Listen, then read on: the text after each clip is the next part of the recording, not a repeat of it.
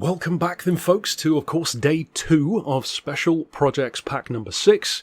This time a much more obscure car, probably for many people, maybe a company that you've heard of, a tuning house, British, Litchfield.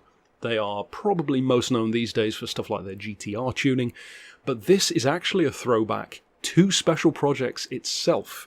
From way back in the Gran Turismo 6 days, I did a Litchfield build on the newer Impreza, the kidney grille generation. This is a replica of the 2004 shape Litchfield Subaru. Now this was hailed by Evo magazine at the time, no relation to Mitsubishi, as the best Subaru ever made, or at least that they'd ever driven. So the stakes are high for it to be a very good car. This is another one of those builds that I did my own livery for, because of course it is a more obscure car, so we've got the Litchfield logo, the Type 25 badging. It's a very subtle visual upgrade package, but if you look up the real car from 2004, it's pretty spot on. Even the chin splitter that they added in the game is pretty damn good. It's very faithful to the car. Now, of course, there's a link in the description if you want to grab the livery to go with it. I've done 3 different colours. Blue, of course, silver, which is my favourite, and black as well for that more stealthy appearance, so you can pick whichever one you want. And we are, of course, referencing the real car's numbers. Now, one of the things that they did in real life, which you can't really do in the game, is they actually engine swapped it. So Litchfield took out the standard engine that the car had at the time, and if I recall correctly, I think it was based on a Spec C Impreza, and then they put in the more torquey 2.5 litre engine instead. We can't quite make the engine big enough to be that, unfortunately, but we have bored it out a little bit. So as far as the stuff that we fitted, I did fit a couple of different exhausts. You do not need the sports silencer though, first of all. So I fitted the different ones to see which one, of course, lined up with the right horsepower, but also which one looked good. So you don't need the sports one. I ended up going for the semi-racing one. You want your sports pads, the stage 1 weight reduction. I've left it on the sports hard tyres that it has already. As far as the club sports section, like I said, we have bored out the engine. You've got your sports discs, the clutch and flywheel as well, the power restrictor and the ballast. As far as semi-racing stuff, like I said, the semi-racing silencer. I have a couple of different turbos purchased, because again I was playing around to find which worked best. I expected the medium to be the best one, but the low RPM is actually the one that you want. Great amount of torque, and of course is easier to match up to the right horsepower. The sports intercooler, I've gone for the fully customised manual transmission. Might seem like overkill for what was an aftermarket road car, but in real life, Litchfield themselves did actually give it a closer ratio box, so it makes sense to do that. We've got the fully customised LSD, or limited slip diff. Of course, you want your height adjustable sports suspension. As far as the racing stuff, we have, of course, stroked out the engine as well. I don't recall, yes, I mean, if you're going to do that, just go for this one in the ultimate section, the stroke up S. But to jump back to here, we then have the torque vectoring centre diff. The real car does have the driver-controlled centre diff, if I recall correctly. For the extreme stuff, nothing is fitted there. And like I said, for the ultimate section, the S stroke up kit. So we are running real life numbers. Now there is a little bit of contradiction depending on where you look in terms of how powerful these cars actually were.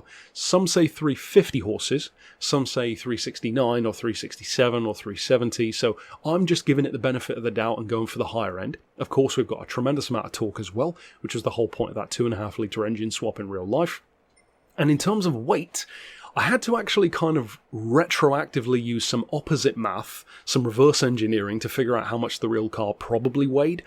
And from what I could find, basing it on the quoted power to weight ratio and using the real life power, I reverse engineered it to figure out that it must have weighed about 1,440 kilos. So that may be wrong, but at least from what I could find, that seems to be the case. The point level is quite reasonable as well at less than 550, and I can tell you, this thing is quite the weapon at the 550 point level. It's now for the ride height section, we've got 140 on the front, 150 on the back, so it's not too crazy, but as you can see here, it certainly doesn't look too high. For the anti-roll, of course, being sports, it's non-adjustable. You want 35 on compression, 44 for expansion. I've tightened up the frequency a bit to 2.05, 1 degree of camber. You could argue that's unnecessary, really, so if you want to lower that, of course you could go for it. We have the fixed toe angle again, being sports springs.